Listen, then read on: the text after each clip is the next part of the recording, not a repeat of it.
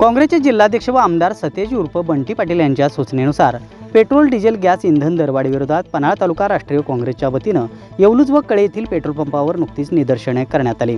इंधन दरवाढ करणाऱ्या केंद्रातील मोदी सरकारविरोधात यावेळी घोषणाबाजी करण्यात आली। येवलूज येथील पेट्रोल पंपावर तालुकाध्यक्ष निवास पाटील यांच्या नेतृत्वाखाली निदर्शने करण्यात आली। यावेळी पावी पाटील माझगाव, दादासो पाटील सातार्डे, युवराज भुयेकर येवलूज, अनिल जाधव माझगाव, महादेव गिरी गोसावी पडळ, सरदार शिंदे शिंदेवाडी, संजय कांबळे माझगाव, दीपक पाटील व कुलदीप पाटील कसबा ठाणे, अनिकेत महाडिक व बजरंग जांभिलकर महाडिकवाडी, राहुल पाटील म्हाळुंगे, अनिल पाटील पुशेरे, एम.बी. पाटील पुनाळ, पवन सोनार सातार्डे आदी काँग्रेसचे कार्यकर्ते उपस्थित होते।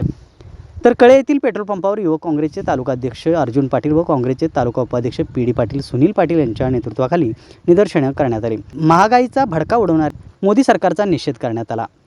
सर्वसामान्यांचं जगणे मुश्किल झाल्याने ही इंधन दरवाढ तात्काळ कमी करावी अशी मागणी यावेळी करण्यात आली। यावेळी युवक काँग्रेसचे उपाध्यक्ष अजित डवंग, राजू मामूलकर, प्रकाश मेंगाणे, राकेश काळे, तुषार काळे, विश्वजित कदम, मनोहर पाटील, दिलीप कांबळे आदी कार्यकर्ते उपस्थित होते।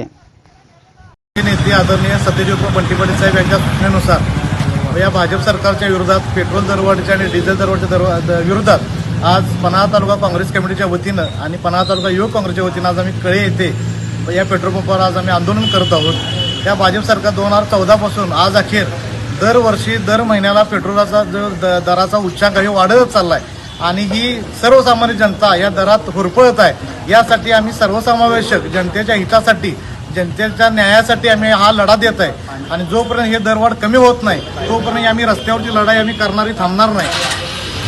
भाजप सरकारचा धिक्कार असो, भाजप सरकारचा धिक्कार असो।